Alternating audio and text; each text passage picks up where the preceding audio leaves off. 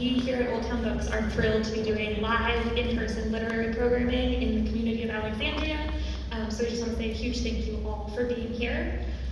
Before we get started, I did just want to say a huge thank you to our hosts, Christ Church, for allowing us to use this space and for supporting this event. We're very, very grateful to them for letting us have this many people in a space, safely and comfortable. We would not all fit in the bookstore, so this is wonderful. And then I also just wanted to make sure that you all know that we will be having time at the end for a Q&A. So if you have questions, be thinking of them throughout. And with that, I know you did not come here to hear me speak, so I'm going to welcome a very special guest who is then going to welcome the guest of honor. So we have here with us Justin Wilson, the mayor of Alexandria, and he's going to get things started.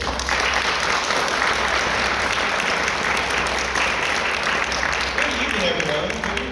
Good evening. I'm going to take my mask off when I'm talking, if you don't mind that. So, welcome. Thank you so much for coming. And first of all, thanks to Old Town Books for bringing great Alexandria small business and hosting this event. And thanks for Christ Church for hosting us.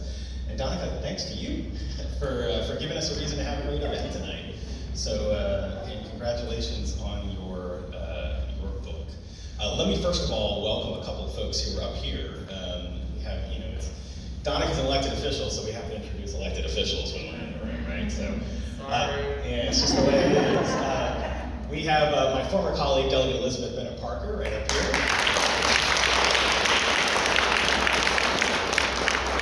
And now two of my current colleagues, Vice Mayor Amy Jackson, Councilmember Sarah Bagley.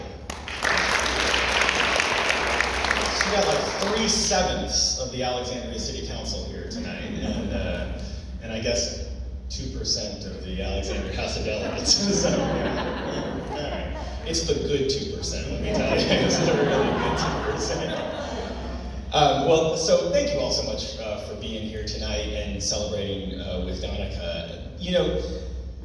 For those who have never run for office, and there's a small number here who have, you would be surprised to learn that politics and elected office is actually a pretty lonely business.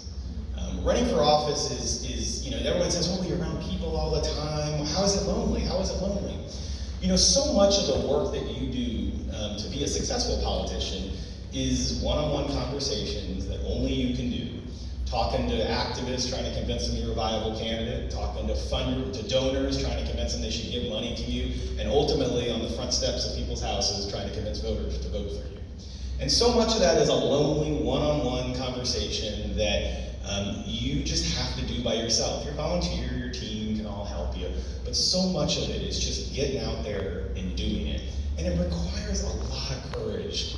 It requires a lot of courage under the best of circumstances. So I always applaud anybody who runs for office. But to do so with a compelling story is so much more effective. Because voters, donors, activists, they can sniff out people who are fake a mile away. And those who are genuine, who are true to themselves, who tell their unvarnished story and tell why they want to be in office and why they want to do the work of elected office, those are the folks that ultimately go really far. And that's why I've been so proud and to watch Danica's career get started and thrive. And I've had the privilege enough to serve with her on the Northern Virginia Transportation Authority board, because she is true to herself. And I haven't read the book yet, but I read the reviews, and it sounds like she continues telling that story in this book. And I think it's something that is not only a courageous story, a courage that saves lives, let's be clear, but also is a story that helps attract people to the process and helps get people involved in civic life and get people involved in politics. And right now, at a moment where so much cynicism in government and what we do, that genuine, that being who you are is so important. And that's why the work that Danica is doing in Richmond and the work that she's doing around the Commonwealth is so very important. And what I've also really, really admired about Danica, there's two types of people in politics. There's people who run to be something, there's people who run to do something. And Danica ran to do something. She got a lot of attention, clearly, during her race for who she is. But what I always always admired is every time I would watch her on TV, every time I would read an article, she was talking about Route 28, which quite honestly, I could care less about Route 28, right? But, because we don't have to deal with Route 28 here, but she was talking about the issues that her constituents care about. And as she's gone to Richmond, she's gone down there and talked about those issues, not just about Route 28, but about childhood hunger, about education, about healthcare, the issues that her constituents find important, the issues that she heard on doors in her district, and ultimately the reason that voters keep sending her back to Richmond. And so, without further ado, I want to introduce Delegate Danica Roem and congratulate her on her new book.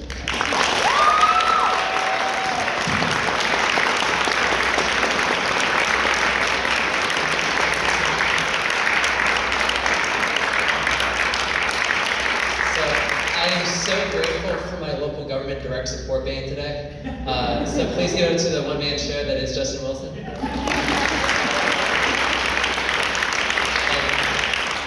pronounced my first name the way that you do when you live inside the Beltway, which is Danica. For those of us who are like from Manassas, aka Manasty, then it's Danica. So or Delegate Roem if you're nasty. So I just want to say thank you all so much for coming here tonight. Also, thank you for hooking me up with like CDs as I was walking around too. That's really good. Crossover thrash, totally going to my car like as soon as we get out of here. Quite literally, I mean I have to drive home tonight, but yeah, that too. So I want to just start here. I'll give a little story about why I was writing the book here in the first place. But what I find when I attend stuff like this is that the Q&A is kind of the best part, and I think that's probably what you all want to do. And so we'll do a lot of that. And I will sign every book, take every photo, shake every hand, or pound every fist, or awkwardly go, to every person who wants to do that. Well, hey, I welcome introverts in my space. They don't necessarily welcome me in theirs, but that's okay. So what I wanted to start with here is I want to take you back to the campaign in 2017, just to start with. And so one day, I had a reporter from Cosmopolitan who was shouting me on the trail for a little bit. And she says, well, you're unemployed, uninsured, as I was at the time, and both of my cars that year had broken down. So I started the campaign in a 92 Dodge Shadow that was worth $324, also known as a Bay Magnet. Its colors were primer blue, as in primer and blue. It had more rust than paint. And that was my car. I love that car. I bought it for $700 in 2012. Amazing little piece of the beep that broke down in February 2017, a month into my campaign. So scratch that one. And then I replaced it with a 98 Toyota Camry that hauled like a cop car and wilted like a daisy.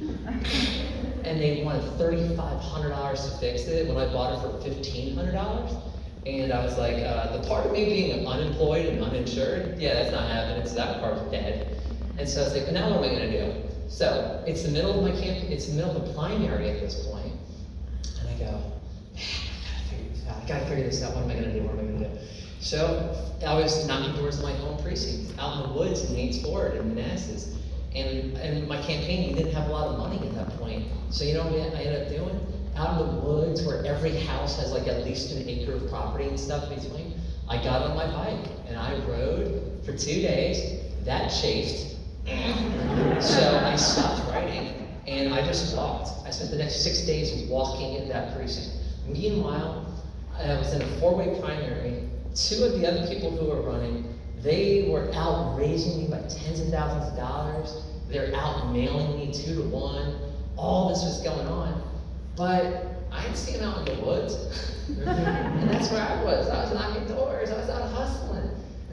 And their campaigns would stop by and they were lit dropping out in the woods. And that was a thing. But I remember one street I went down and they had one of the other candidates flyers in each of the doors. Well, I would knock the door or ring the doorbell and the person on the inside would open. The flyer would fall to the ground. I go, oh, looks like someone else was here early, but hi, my name's Danica Roem, we're 1,000 delegates, what's your name? Hey, nice to meet you, blah, blah, blah. And we would just have quality conversations at the door, person by person by person. And in a 4-way primary where I was brutally outspent, I won the home precinct with 54.5% of the vote, double-digit win on that one. And the precinct directly next door to me, I think I got 53%, We swept Manassas Park. I battled to a virtual tie out in Gainesville and Haymarket, where I lost 2 precincts, tied exactly to the vote in 2 other precincts, and came really narrow, right? So this sets up the main event now. Now we're in the general election. And look, I'm running against a guy who had been in office since I was 7 years old. I want you to think, what were you doing when you were 7 years old? For some, a little bit more recent than others. For me, that would have been, now 30 years ago, so do a little math and mirror, enough.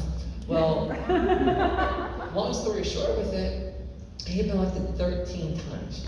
That summer, we outraised him in 1 month 20-1, and they still weren't taking it seriously. The Republican Party of Virginia chairman, John Opeth, goes on the Coach Ronaldo show, there is some radio nerds in here. So glad she laughs at that. That's great. And so he goes on, and they ask him about my race. I'm sure what asked him, and he scoffs. He laughs like this, and he's like, Bob Marshall always fine, but I guess it's smart for the candidate to be talking about Route 28 because they're not going to be following anything else. And well, we did. So that fall, what ends up happening is, so it was mentioned when the Cosmopolitan report comes up, she said, well, when you get into office, the job pays $17,640. What are you going to do to supplement your income? I just kind of make a little flip comment. I was like, well, pretty sure there's going to be some interest in the book deal of the first out-of-state transgender state legislator in the country beats the self-described chief homophobe of Virginia. And so a mailer comes out. And for those of you who are holding the book, I would like you to flip to the last chapter, which is called Epilogue. And I'm going to silently wait for your last to begin as you read the chapter page for Epilogue. I'll wait.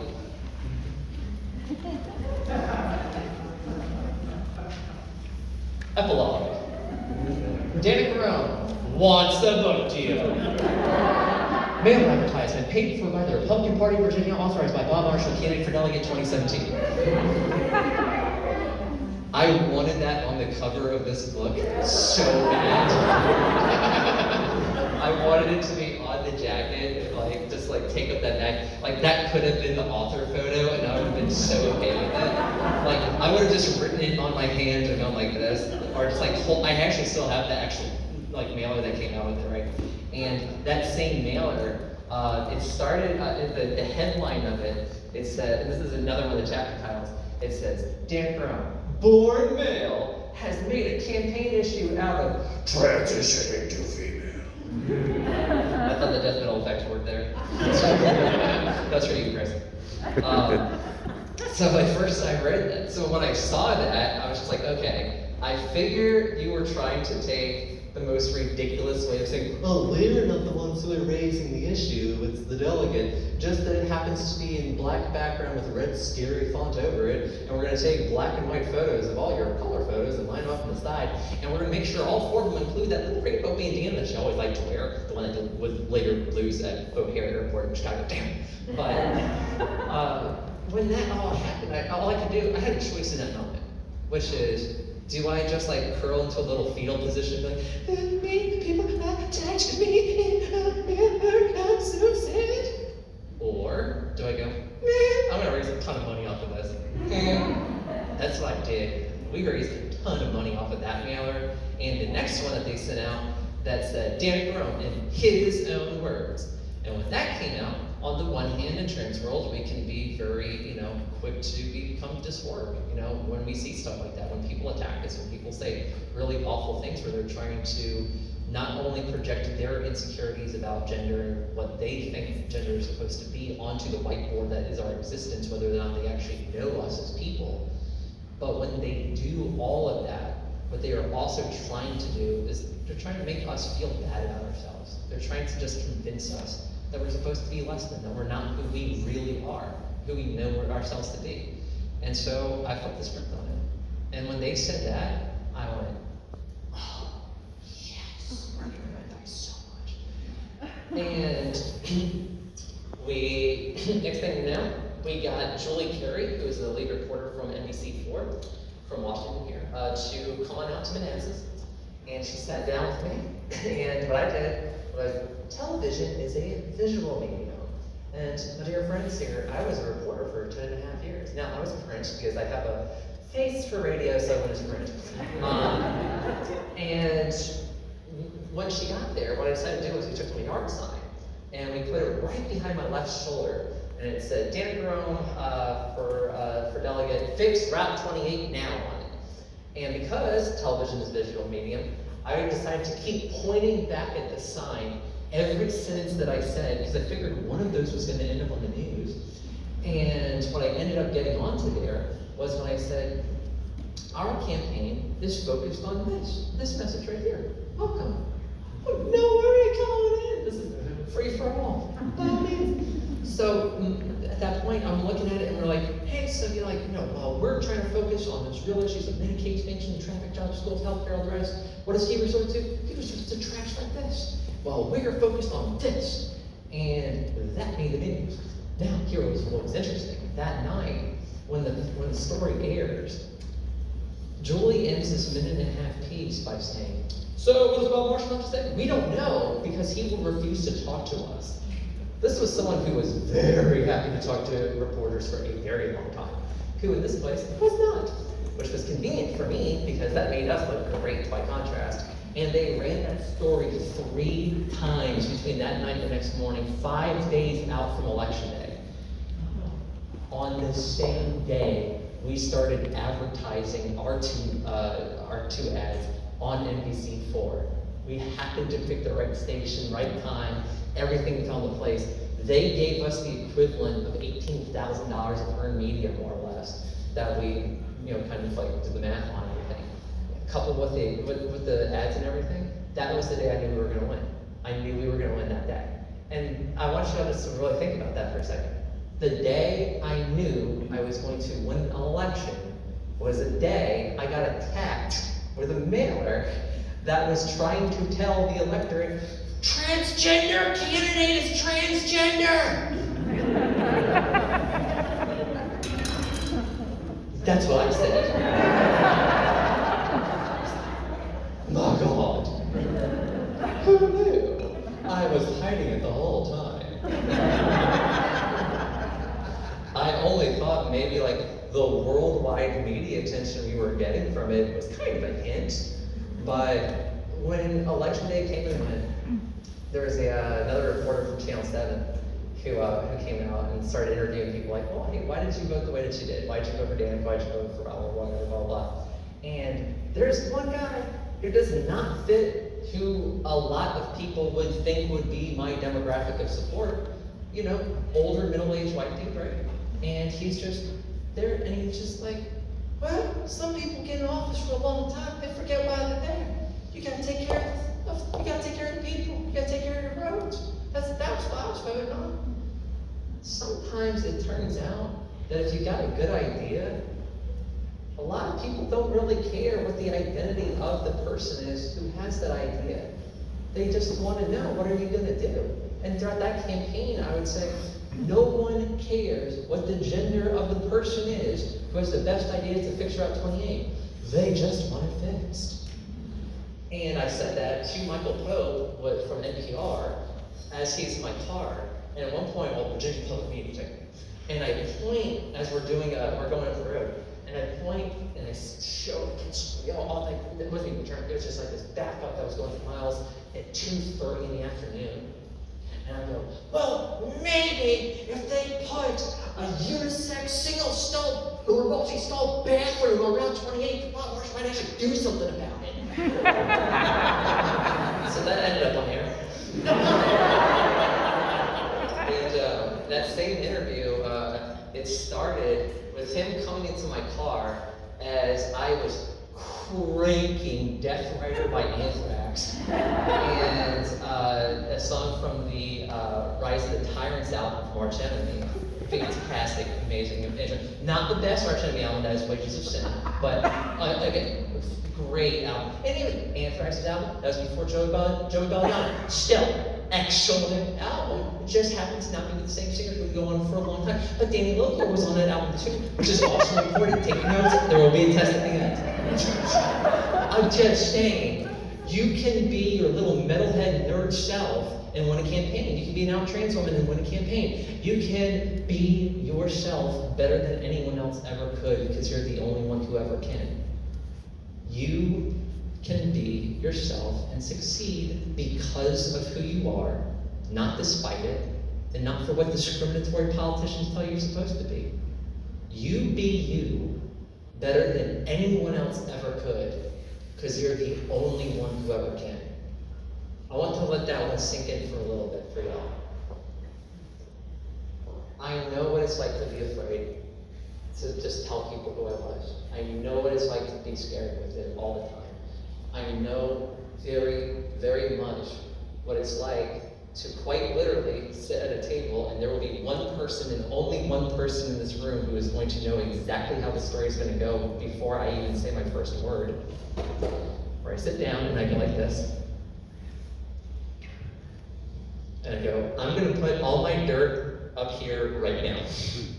Said person also did the exact same thing and put also dirt on that side. We had a great arrangement and an agreement right from the bat. It was great to be able to tell someone to talk about it, but I wasn't living it. And there's a whole world of difference between knowing who you are and expressing it. There's a world of difference between having a conversation about authenticity and being vulnerable enough to be visible. Every door I knock on in my campaigns, I know could be my last. I know. At the same time, I have a reasonable expectation of safety. I'm not going to go intentionally go put myself out there to get killed because dead people don't win many elections. Sometimes they win. It does happen. I'm not making that up. That does actually happen. But in general, you prefer, and this is also on the test, you prefer your candidates to be alive. And I can't stress that enough. So my theory here, along with continuing to live, is that by having a book out like this, by telling a story, and really leaning into the opposition research we did on myself, leaning into the stories and the narratives that other people were trying to tell about me and tell about the campaign, were trying to bring us down, by putting all that out there right from the start, what are you going to say to me that I haven't already been saying? What are you going to tell my constituents? You're going to tell the world here. Like, yeah, I'm a person, I'm as vulnerable, and I've made as many mistakes as anyone else, and I'm still here. And you know what it turns out? If you want to go after me for being the metalhead, Yevgeny, reporter, stepmom, vegetarian, all the metalhead, all the rest, that's fine. Turns out, that set of identities gets elected 3 times and passes 32 bills over 2.5 terms.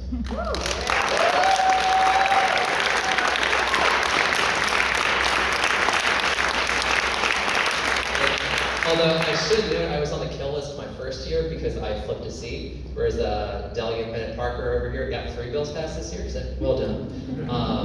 That's 3 more than I passed my first year. I got 3 past my second year, and I had to kiss a lot of butt to get that one done. But it worked. I drove a lot, and had to drive to like Virginia Beach and all this other place to get over the finish line. But the last thing I want to say here before we do a Q&A here, and I'll even do a little reading after the Q&A. Last thing I guess I want to close on is what it means to be from Northern Virginia. What it means to call this place your home. What did we do in Manassas that's so different than anywhere else in the country? Where in Manassas part of Gainesville and Haymarket, that was the site of the first out and sea trans state legislature in the country. How did that happen compared to, say, Arlington and Alexandria, your bastions of blueness? Oh my goodness, so progressive, Mayor. Where are the me's on your city councils? Oh, hopefully there's only one, because, like, object permanence is a thing, but in Manassas, all it was, well, timing helped, that was sure. It was the year after the worst happened in 2016, so there was that.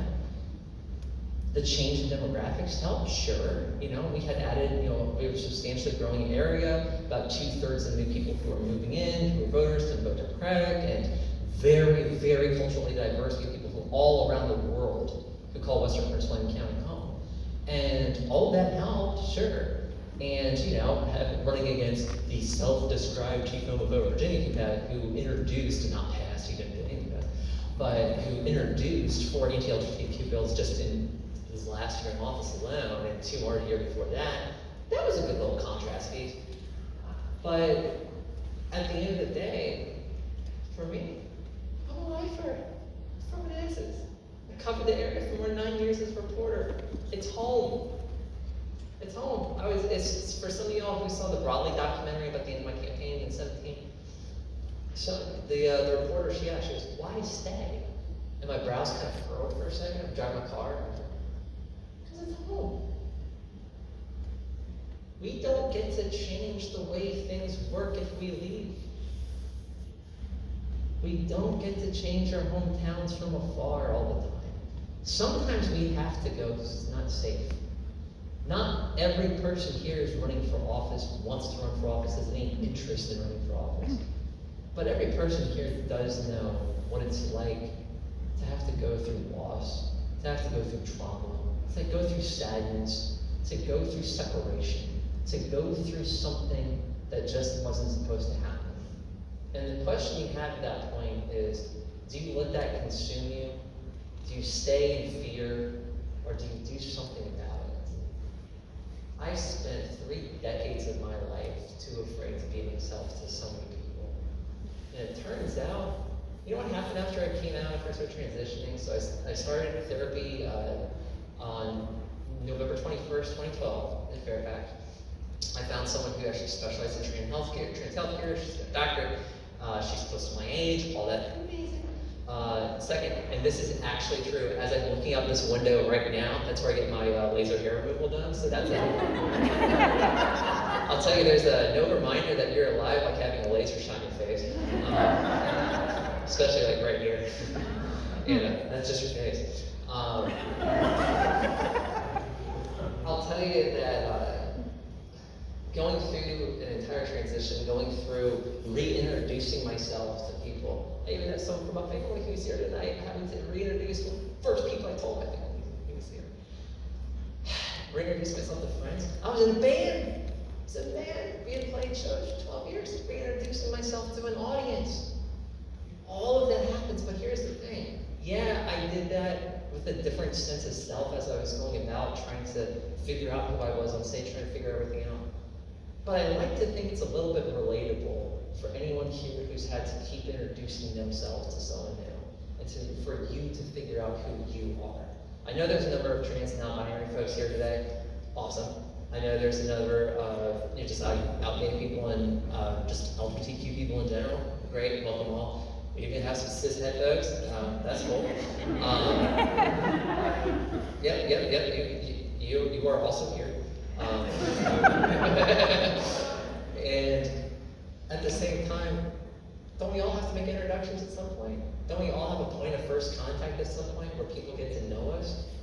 Are we always the same person that we present as in front of everyone before we feel confident in front of each of them? I know what it's like to not be confident. I know what it's like to be scared. I know what it's like to go through life like that. And I'm at a point now where I'm like, I just don't care. I get to be myself in front of everyone now. And that's what I hope this book encourages you to do, is to be yourself, and the same self, in front of everyone.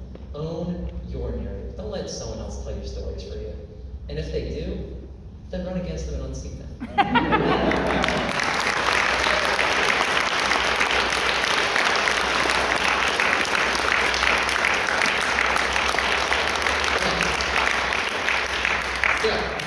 Now that it is 7:38, I want to also give a quick shout out in the back to my dear friends over at Emerge America who happen to be joining us today. Thank you all very kindly.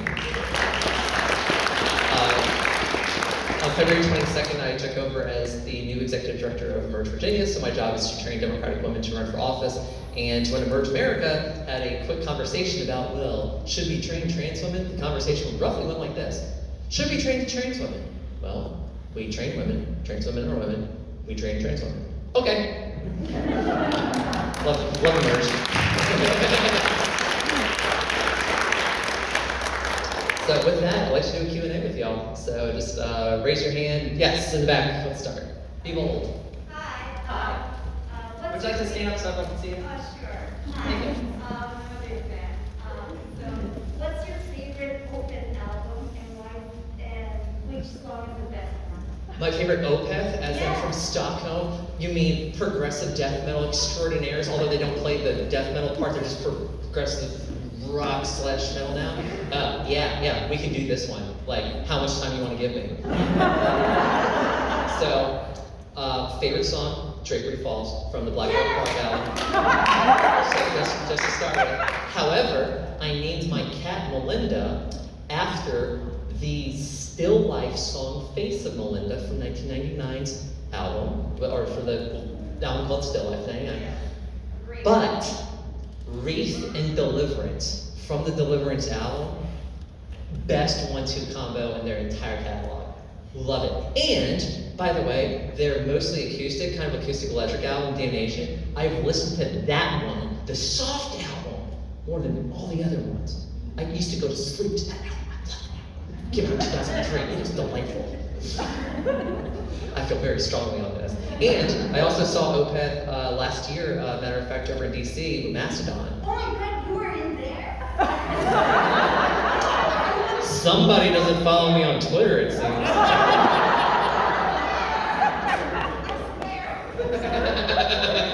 Well, I'll say it's at PWC Danica. And because of a certain somebody purchasing Twitter for the low price of being able to feed the whole world 70 times over, I lost 1,000 followers last week from people deleting their accounts. So I'm trying to replenish that one, so if you'd like to, I hope I can count on one in the back. So thank you very much. But yeah, so love Opeth. And this is completely true. 2004, I saw Opeth in Worcester, Massachusetts. The rest of us would call it Worcester, but it's Massachusetts, they don't do R's well.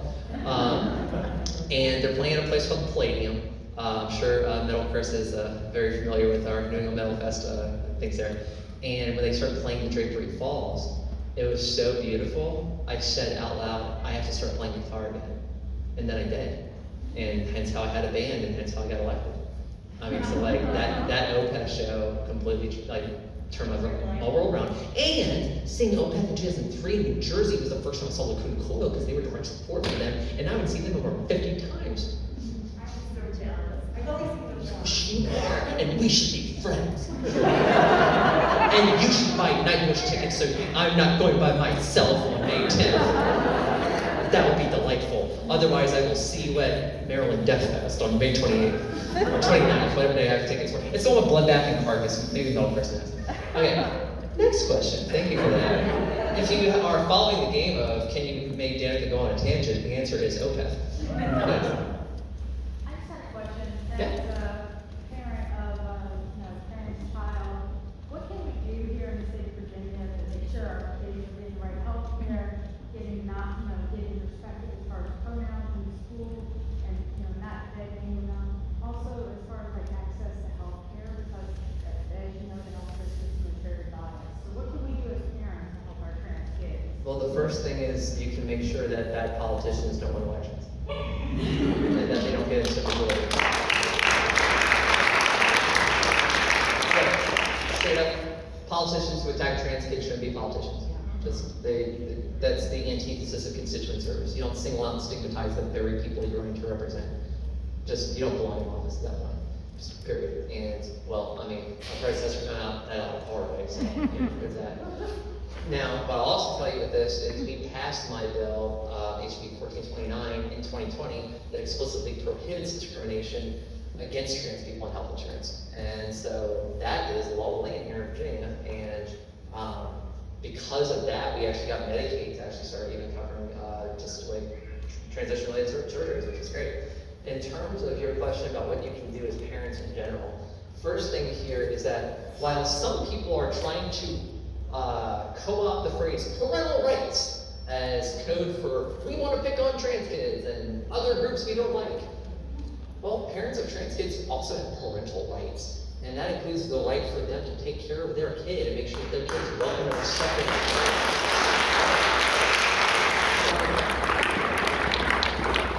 First thing for you as a parent, talk to that teacher. Make sure that your teacher, the teachers of your children know that, hey, this is who my kid is. And if we want to create a welcoming, inclusive, warm environment for everyone, that means we don't call each other names. And misgendering someone is calling them names. Don't do that. That's all. That's all. This doesn't have to be complicated. That's the first step.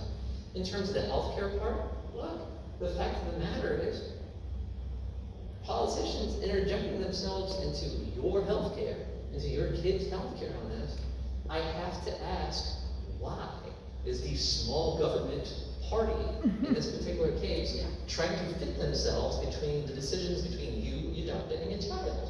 Seems to me to be a little hypocritical, don't you think? But, you know, we don't, as George Carlin said, we don't have time for sound logic and reason. Next question. Yes. Thanks to everybody who worked on the extension of Medicaid. Rise. Thanks to everybody in the General Assembly that worked for the extension of Medicaid. I was just recently trained in how to help people apply for Medicaid, and I was disheartened to hear that DACA students do not qualify for Medicaid. Is there anything that can be done about that? State level is a little bit more difficult because it is a state-federal partnership on it. And so it's complicated. You're going to have to bring that to Congress and there's something else. But what I will tell you is that first off, in Medicaid in Virginia, all of us ran on it. All 15 of us who flipped seats started to believe in 2017, we all ran on it. And then on May 30th, 2018, we got it done. And because of that, it went into effect January 1st, 2019. We have now enrolled, as of the 15th of this month, 652,000 Virginians in Medicaid expansion. 650,000 people.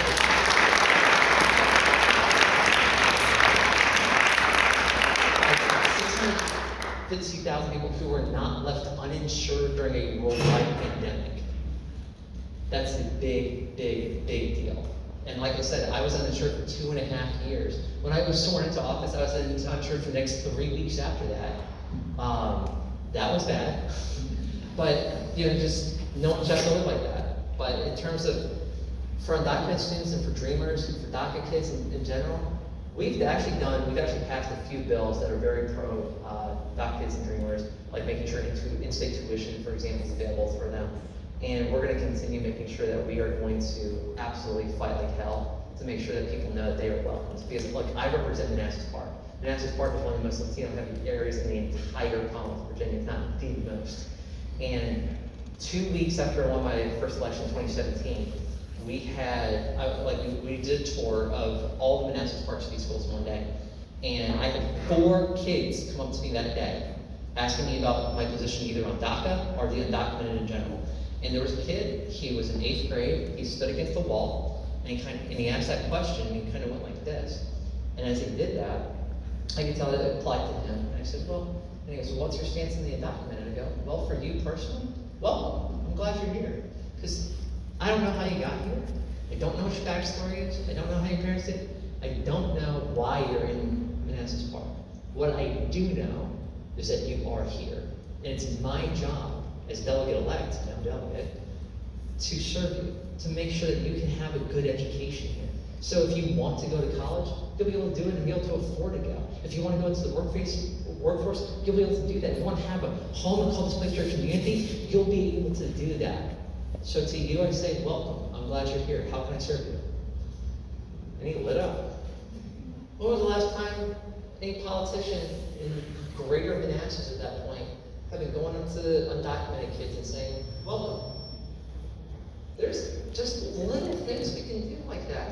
It used to be in Prince William County that we would just demonize and hate on undocumented people. Talk about children. Talk about kids.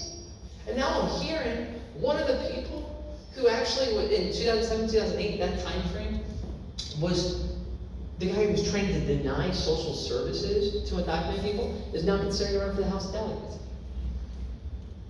I was a reporter, I covered him. I have a long memory. Some people are not going to have a very easy time on the ballot box if they choose to run.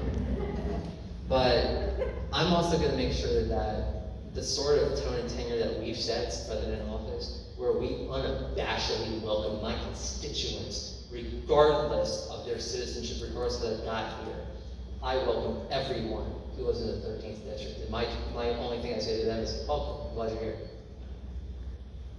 Thank you. Okay, and I have another introduction to make. Our dear caucus chair, the other half of the Alexandria delegation, Chanel here. Welcome.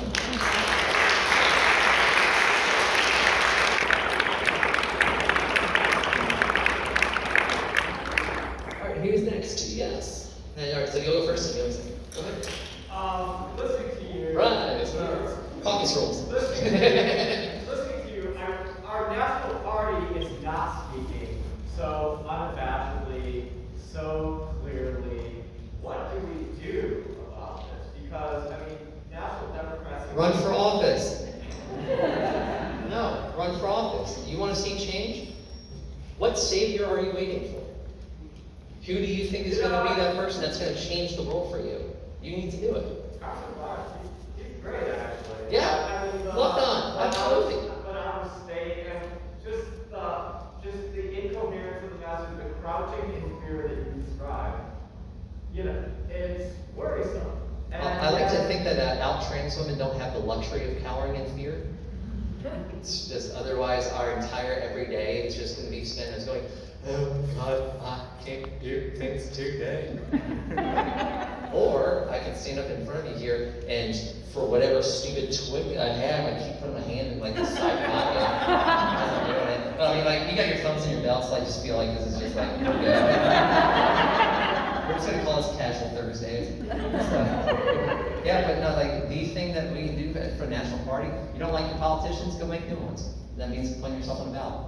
And if you don't want to put yourself on the ballot, then go find someone who you really, really like, send her to me, so I can train her, and then we'll put her on the ballot. And then you're gonna knock a ton of doors for her, just like they did for me. What's that face? Oh yeah, but trust me, there's gonna be a lot more doors next election.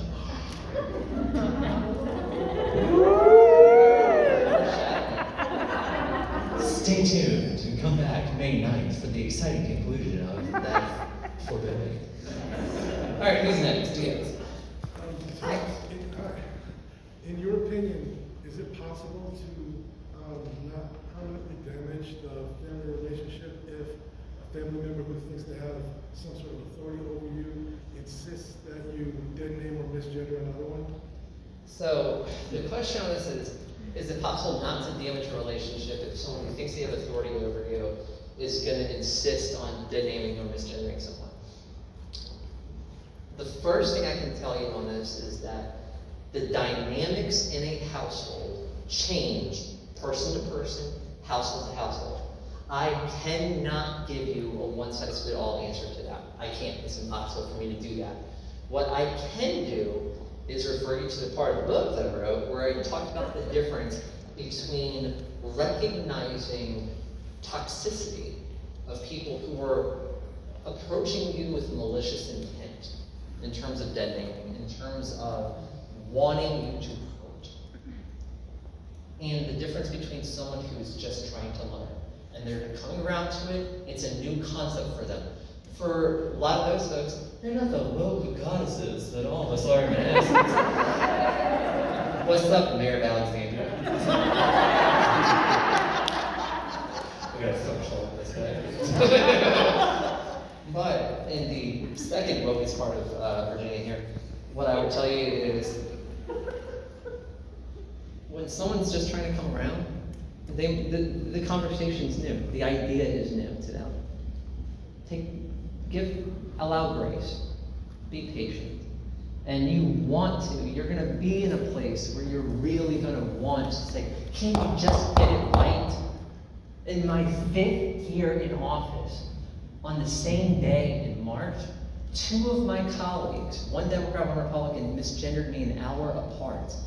One privately, one on camera, on the House floor during a debate. I walked out of the chamber after that one because I was really upset with that. That absolutely should not have happened. And to that delegate's credit, he did come out of the chamber and he talked to me after I said a lot of cuss words. But, and then I went into town and I got bubble tea, because that makes everything better. But so what I'll tell you on this though is that it's going to happen. And when it happens frequently, the problem is when you're trans, it can really feed into that ever-present sense of insecurity that you have. Of it's not that you're looking for passing privilege, which is a phrase I absolutely hate. It's that you're reminded that some people don't see you as you, that they have simply trained themselves to say things to you that they believe are nice and aren't going to get them in trouble, as opposed to just simply recognizing you as your gender as soon as they see you. That plays into a lot of insecurities that a lot of trans people have. And when that does happen, as trans people, on the one hand, be upset, be mad about it. It's okay, acknowledge that feeling. I am going to tell you, it is very, very okay for you to have an authentic moment of something other than joy and happiness at that point. Keep your composure about you and figure out what's the best response that you can have. Is the person just making a mistake? Do you just need to tell them and hope for the best? Or is this repeated behavior of someone not willing to change? And at that point, just learn the difference between, okay, if this is how it's going to be, then I will simply spend less time around you until I don't have to be around you anymore. But it's not my preferred method, and it's not something that I'm going to advocate to people. And at the same time, when you look at the statistics of homeless youth, and you realize 40% of them identify as LGBTQ, whereas only, depending on your statistic of choice, 3.5% to 10% of the country does, you have to ask, why is that number so disproportionately high? And as Delegate Ben Parker's predecessor would say, it's not a product of a society that loves us too much. Just let that be something you think about, but at the same time, my plead to all y'all here is, don't ever, ever give up hope on it. Don't ever let them win. Don't ever, ever give into that despair. If you need to spend some time in the darkness, that's fine. Light's only going to be a little bit brighter when you get out of it. I'm here, right? Well, when I'm originally from Rhode Island, you're so glad I'm after Jesus. Years ago, I was going to a show, and a buddy of mine from Waffle was in the back, and I said, "Hey Steve, what's the speed limit again?" 30. He's like, "What was it again?" 30. I thought he said 40. Then he said a word I can't repeat in but it ended in you.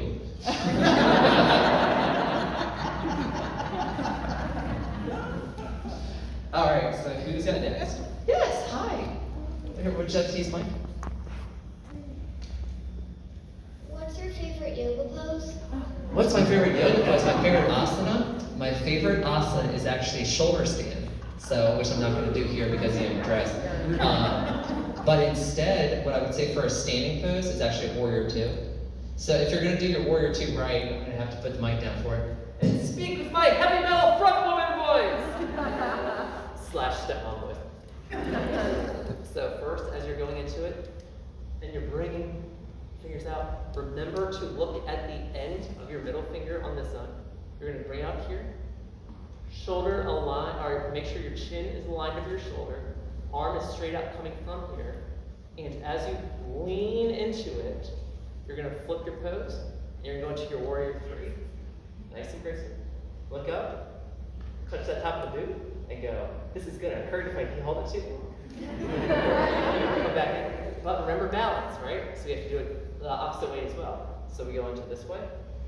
We take a good look, and we make sure that this part's popping out, this part's popping in. We flip it. There we go.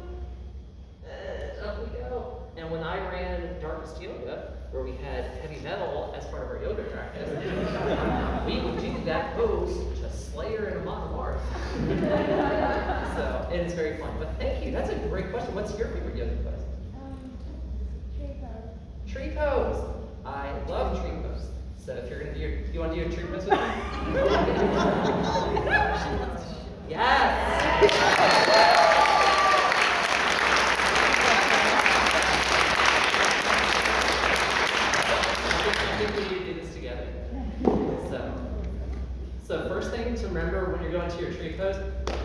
drop this leg here so you don't fall. But the other thing is arch your back. That is also very helpful for maintaining your posture so you don't fall over. And extend your branches, right? There you go. There we go. There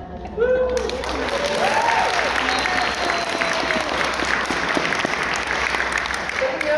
Leave it balanced. So you have to do the other one with the And also, when you're doing your tree pose, make sure your hips are going out front and your knees should be going completely side as you get. And it's okay for yourself to assist. Just don't put your foot on the side of your knees. You go above the knee. And then you bring it out with your branch.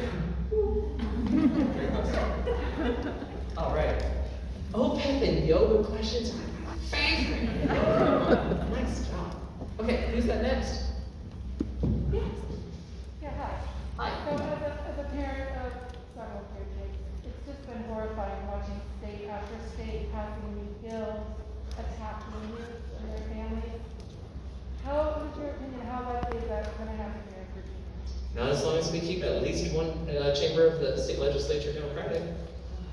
But ideally, rather than have to play defense, what happens when we actually have our majorities? Well, yes, and as our dear chairwoman Harrigan would tell you in the back, when we had our 2-year Democratic majority of our trifecta from 2021 and for 2020-2021, we passed 24 pro-LGBTQ equality bills. We made Virginia the most inclusive state in the South.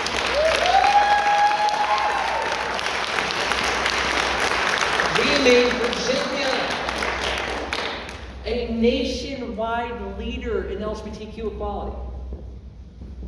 And then we lost the next election, and we're back on defense again, having to kill bad bills. We have to win, and you have to remember the following. Yes, there is very much a difference in party. You can say, oh, well, this person here on the other side is very good on our issues, and they will sometimes vote with us on some things. Okay, who are they voting for Speaker of the House? Who are they supporting for their majority leader?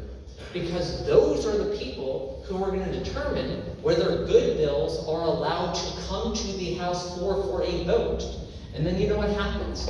When we're trying to say, repeal and replace the discriminatory Marshall-Newman Amendment. By the way, we repealed the Marshall Act when you elected me. But the problem is, his legacy item in our Constitution still prohibits marriage equality. It just so happens that the federal government or the federal courts have overruled that, but it's still on the books. So we tried to replace it with an affirmative right to marry. So last year we passed it with nearly 2/3 of the vote in the House and Delegates. We did great. This year, the Speaker of the House would not allow it to come to the floor of the House for a vote. So we filed a number of motions and procedural stuff to try to force a vote. And even the people who co-patroned it, co-sponsored in federal government lingo, even the people who voted for it last time voted against the procedural motion to bring it to the floor. Because when it's procedural, we are all lockstep. Majorities matter. Your friend on the other side of the aisle is only going to be your friend on a lot of these issues if the issue isn't going to be decided by one vote. I will say in Richmond, we did have one Republican who actually was brave enough to join the Democrats in the House Education Committee to kill a transphobic bill this year that was targeted at kids. One person. And imagine if any of our members had missed that day. And she got a lot of grief from her side for taking that vote. You can't just rely on one person to bail you out over and over again. You need a majority. Majority stop bad bills and advance good bills. And we passed so many in 2020 and 2021. I hope that is a lesson for the world to see. Okay, who else has a question? Yes, in the back, and then Libby. What are your thoughts on reparations for Black and Indigenous people? So the question was on reparations for Black and Indigenous people in Virginia. So the first way is, number one, What are you doing in terms of identification, in terms of structure, in terms of figuring out who qualifies, who doesn't qualify, and the sort of direct payment option are you looking for? Are you trying to assess it as a tax credit? How are you trying to apply it? Because there's a general philosophy of should people, just like they did over at Georgetown University, for example, where they actually identified people who are the descendants of people who were enslaved and forced to build up in that area in the first place. They said, okay, here's a way we can take care of you. That's a great model. That's a great precedent. And it was supported by the community. It was a really, really good model. But at the same time, the reason you're not seeing state legislatures across the country is because the complications of the mechanisms that it takes to actually determine who's eligible for what. When you have a general precedent like they do in Georgetown, that's something I completely support. At the same time, it gets complicated when you get into the minutia of it. And that means that you have to have good faith people working together to figure it out. Because if you don't, if anyone comes at it with a political agenda because they're trying to create some ideological sideshow, they'll derail the whole thing.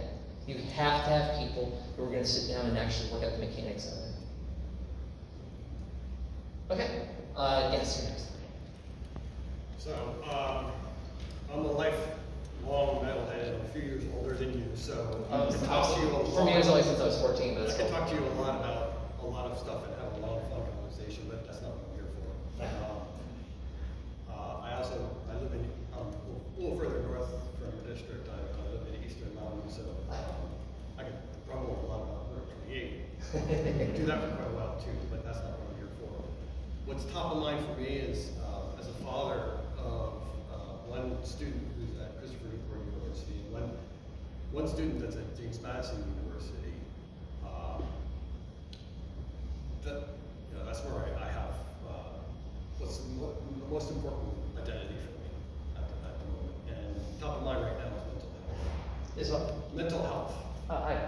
So I don't know if you've seen the reports, but 2 days ago, James Madison University athlete, young woman, 20 years old, Lauren Burnett, took her own life.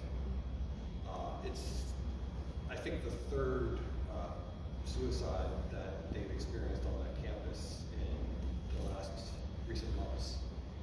It really takes a toll on my daughter. It really takes a toll on the whole student body. So my question is really, it's a couple-fold. It's, how do you see state government's role in providing mental health services to people in that group? And to see movement being done in this area? I know that you've worked on legislation, I guess was targeted maybe through schools K through 12. I don't know what the legislation is. Okay, so the question is basically about dealing with mental health, suicide prevention, especially in college settings. Well, let me tell you one thing that we did that was very good this year regarding suicide prevention. We actually now are going to have a suicide prevention director, coordinator person in the Veterans Affairs Office, for example, in Virginia. And I'm the child of suicide. My dad died when I was 3. I'm a child of veteran suicide. My dad served in Vietnam.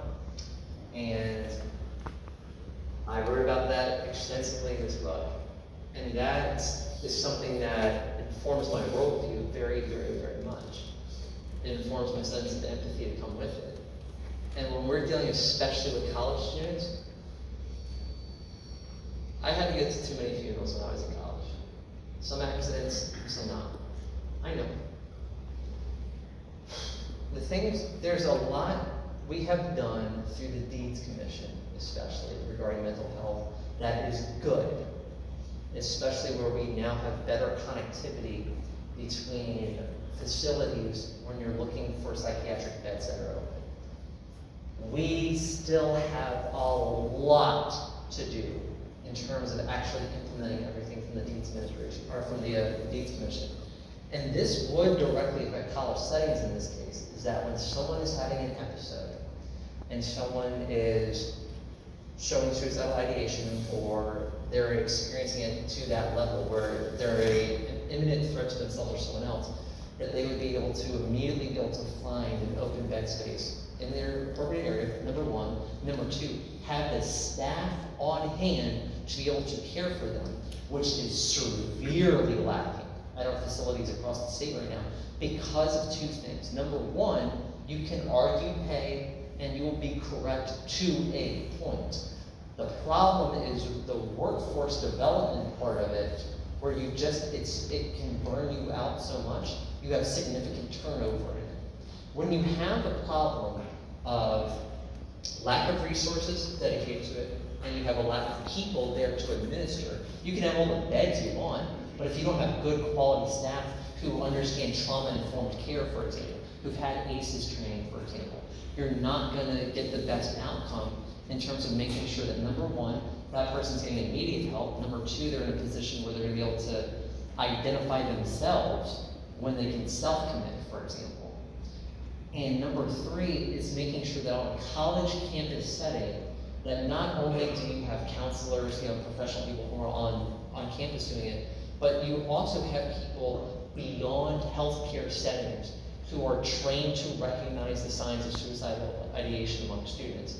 We had a resolution I introduced in my first year when I was on the kill list that would have just requested, not even required, just requested that we recognize the signs of suicidal ideation among students to make sure every person who works in a school building is trained to do so. And the constituent of mine who requested that, she showed up with a picture of her son, who she outlived. And they killed it on the party window. Because when you're on the kill list, that's it. They've been given their mission, and they killed it. And she was one of my 4 constituents who was left crying in my arms that year. They didn't teach me how to deal with that at campaign school. They know I was going like, oh, well, you're going to want to employ the cradle technique here. We find that so really soothing on the hair. It's hard.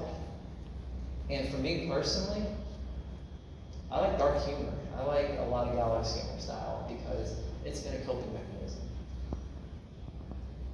And that's okay. If you're finding something, a way to just get through your day, if you're finding something that allows you to just speak up and enjoy your existence, even if it comes at laughing at the terrible tragedies of life, it's not that you're trying to be insensitive toward it. It's that this is how you heal. This is how you process that trauma. And for your daughter having to see it with other people, we know that the simple act of one person dying can very much trigger the idea of it in someone else in terms of exploring that darkest recess of their mind.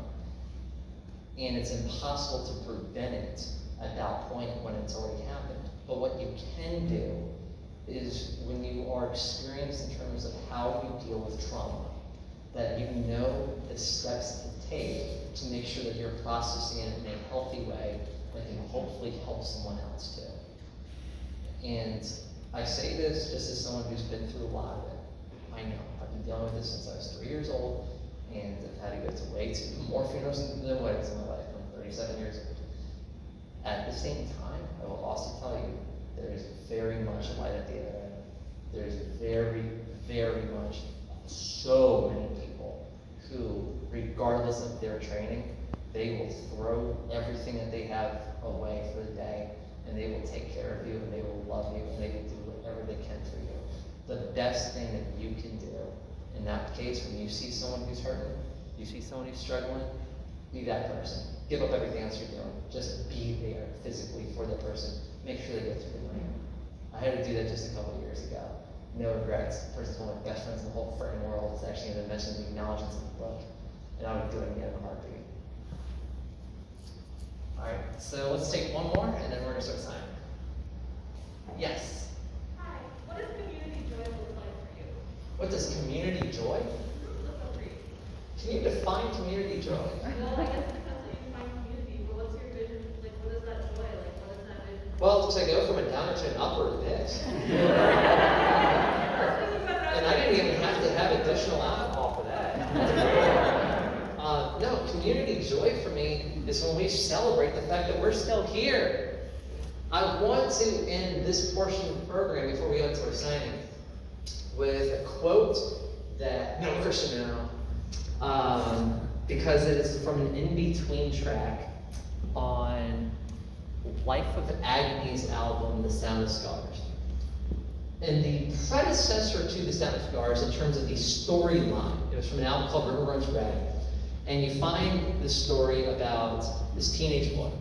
Everything is going wrong in his life.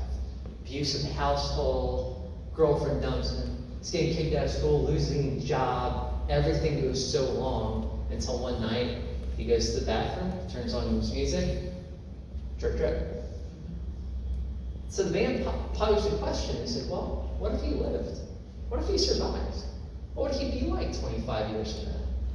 And so they released this album. And they start at the very beginning with the same sound the last album ended on.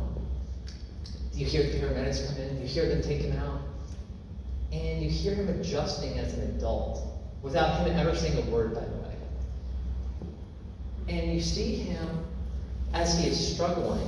You hear his wife call his doctor and say, hey, it's that time of the year, it's 25 years now, it's been tough for him. Can you fill in some time for him? And so he goes to therapy. And his doctor's like, hey, I prescribed these meds for you, but you went off the meds. Like, what happened? What's going on? And he starts talking, and he's like, I know it's tough, what you went through. And everything you're feeling is absolutely valid. But you, yourself, have to make this choice. So that today, you will say, I will hurt no more. Let that scar on your wrist remind you of where you've been, not where you're going. You're a survivor. You've been through it. You're on the other side now. Let me hurt no more. I hope, if nothing else that you take from this, the joy of conquering that hurt. I hope that the community that has known so much trauma, has known so much struggle, and has known so much resilience and perseverance and persistence can recognize that happiness that comes when we are all together in a room just like this, because we've made it another day. We are still part of our community. We still woke up this morning.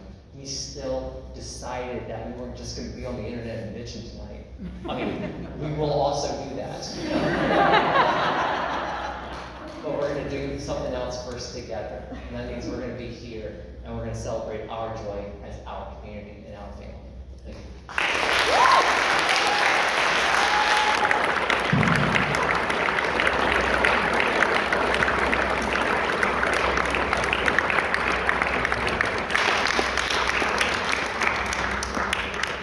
Let the signing of the books commence!